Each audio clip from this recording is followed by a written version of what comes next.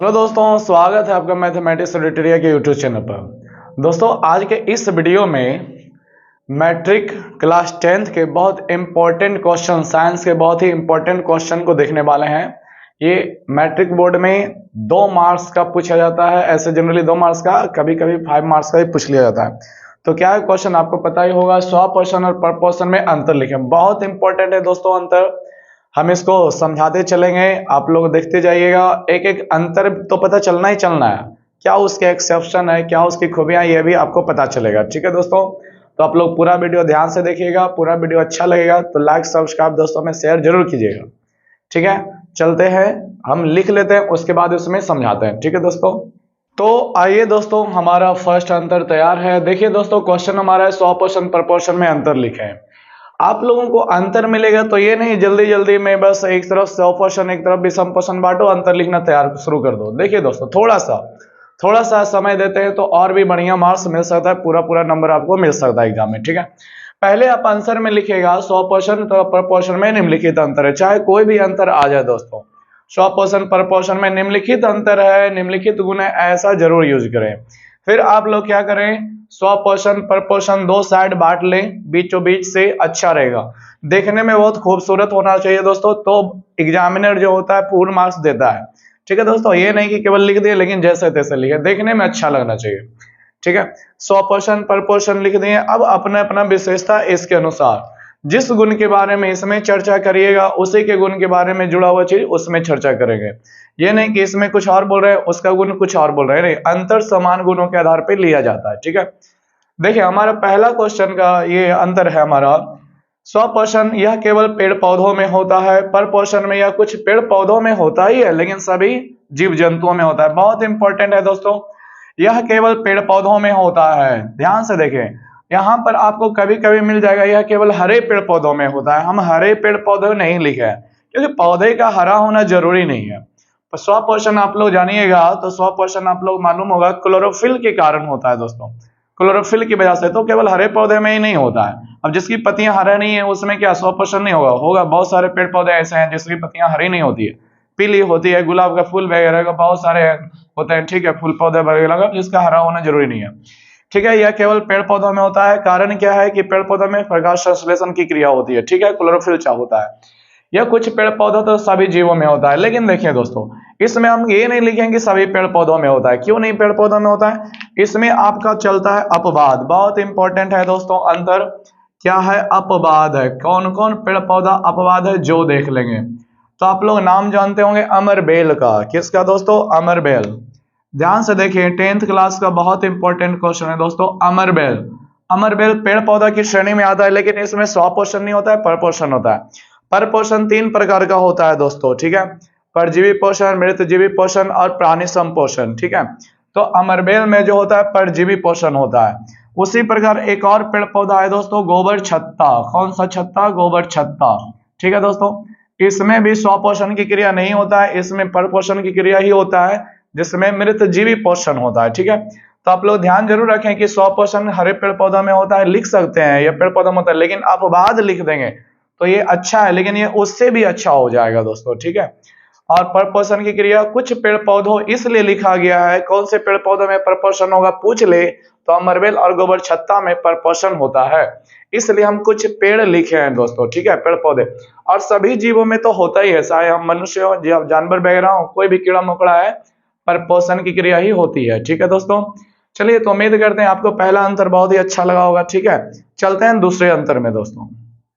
दूसरा अंतर देखिएगा दोस्तों, बहुत ही ये भी लाजवाब है। इसमें जीव अपना भोजन स्वयं संश्लेषित करते हैं। देखिए दोस्तों, आप कंफ्यूज हो सकते हैं कि यहाँ था पेड़ पौधा, यहाँ पे जीव आ गया है, तो अंतर लिखने में ऐसा शब्द यूज किया जा सकता है। ठीक है, सभी बुक में आपको जीव जीव करके पेड़ पौधे की तरफ, स्वपोषण की तरफ ही लिखता है। ठीक है, कोई समस्या इसमें नहीं है।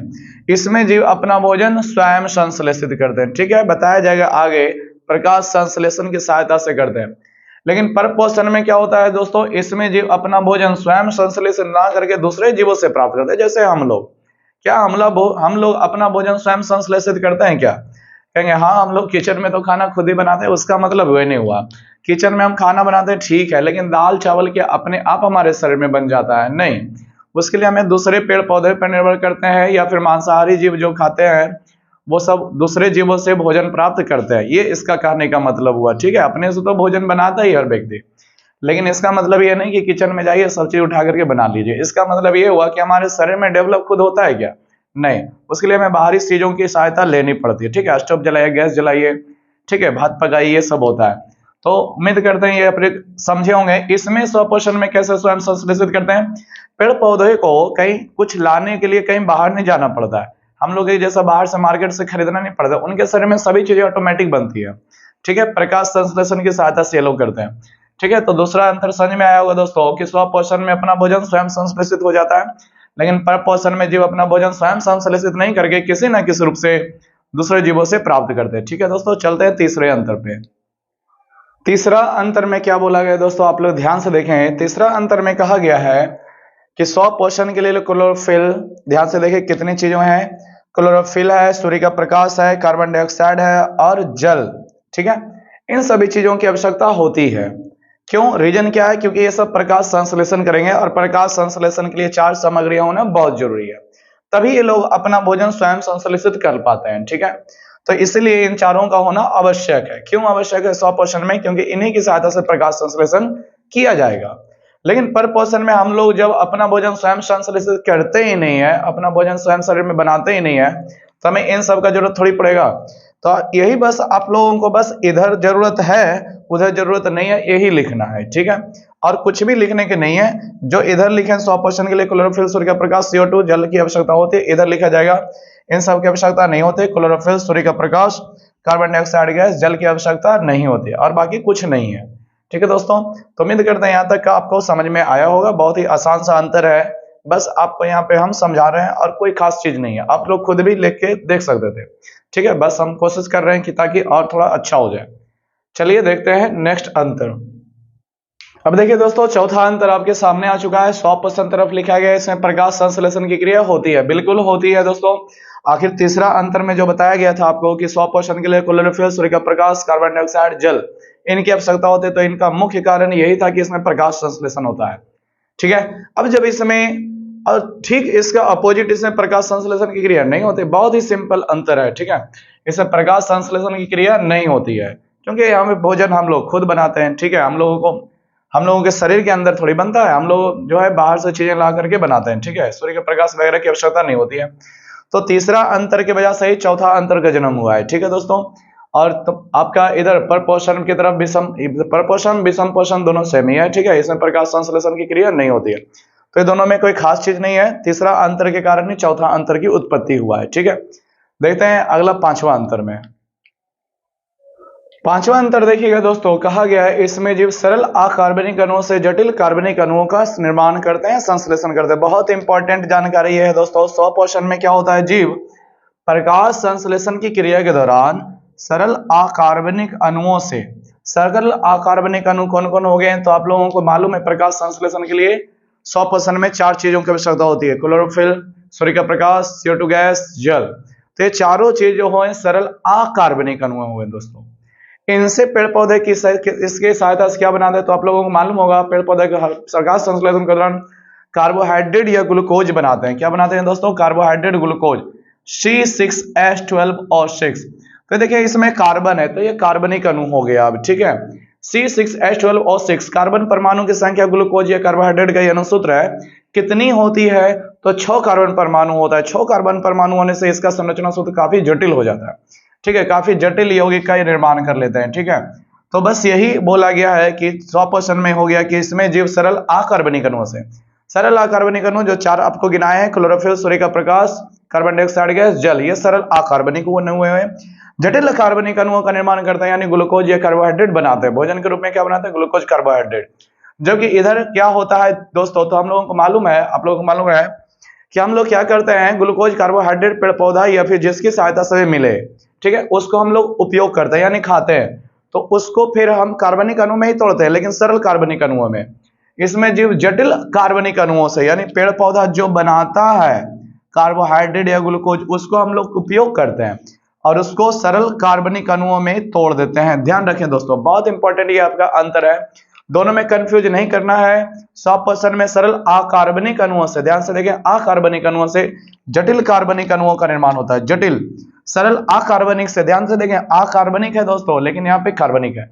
लेकिन इधर में देखें तो दोनों का दोनों कार्बनिक ही है, यहाँ भी कार्बनिक, यहाँ भी कार्बनिक, लेकिन वो कार्बनिक जटिल और यहाँ पे कार्बनिक सरल। चलिए दोस्तों, एक एक अंतर और है, एक एक अंतर और यही है। देखिए 100% हरे पेड़ पौधों में होता है जनरली, तो इसमें भोजन के पाचन की आवश्यकता नहीं है, ठीक है। तो इसमें हम लिखेंगे इसमें भोजन के, किसके दोस्तों, इसमें भोजन के पाचन की आवश्यकता नहीं होती है, पाचन की आवश्यकता नहीं होती है, ठीक है दोस्तों, पाचन की आवश्यकता नहीं होती है, इसमें भोजन के पाचन की आवश्यकता नहीं होती है, ध्यान दें, ठीक है। लेकिन इधर आएंगे तो हम लोग जीव जंतु है, पेड़ पौधे, सॉरी जीव जंतु, चाहे जो भी छोटे मोटे जीव जंतु है या बड़े स्तर के जीव जंतु है, सब में भोजन को पचाना बहुत जरूरी है। तो पर पोषण में ये होगा दोस्तों कि इसमें भोजन के पाचन की आवश्यकता होती है, भोजन के पाचन की आवश्यकता होती है, भोजन के पाचन की आवश्यकता होती है, ठीक है दोस्तों। तो ये काफी इंपॉर्टेंट अंतर है जो एग्जाम में कई बार पूछा जाता है और पूछा जाएगा, ठीक है दोस्तों। आप लोग इसको बढ़िया से देख लें। 6 अंतर हम बताए हैं, आप लोगों को विधि भी ध्यान दें कि कैसे लिखना है ताकि पूरी नंबर मिले आपको, ठीक है। एग्जामिनर आपको पूरी नंबर दे, कोई काटने का उम्मीद नहीं रखे, ठीक है। ठीक है दोस्तों, तो उम्मीद करते हैं ये आपको काफी अच्छा लगा होगा। अच्छा लगा तो लाइक सब्सक्राइब दोस्तों में शेयर जरूर करें, ठीक है दोस्तों। आप लोग ध्यान से पढ़ें, आपका बोर्ड एग्जाम काफी नजदीक आने रहा है, ठीक है दोस्तों। तो मिलते हैं इसी तरह के नेक्स्ट वीडियो में।